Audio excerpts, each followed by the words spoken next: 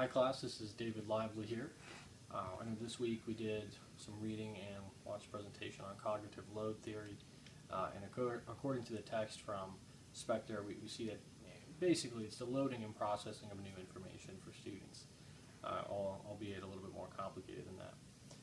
And I've thought about how much information I'm asking my students to learn in a given time frame before, but really didn't know too much about this research, so I found it very informative.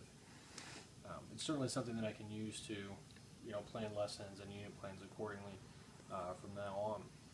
And I can think back to a world geography class that I taught during my first semester of student teaching.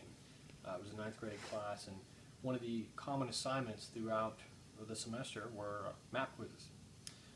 As we went through different regions of the world throughout the class, students were required to learn and memorize different physical and political maps for the different regions.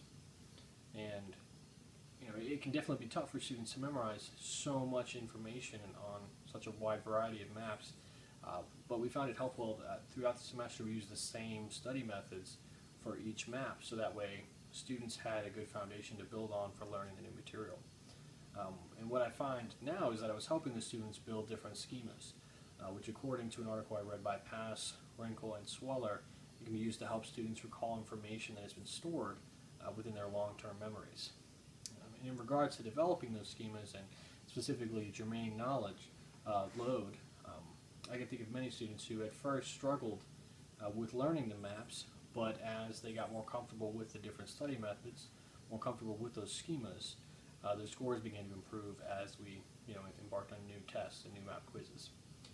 The students were building off the schema that they had developed in order to be successful within the class. And according to Sweller, by making sure that my instruction methods did not require my students to learn new methods as well as new material, it ensured that they had a greater chance to load and process that new material. And I think it's a very good practice to do so. But thank you so much for viewing my post, and I look forward to viewing yours.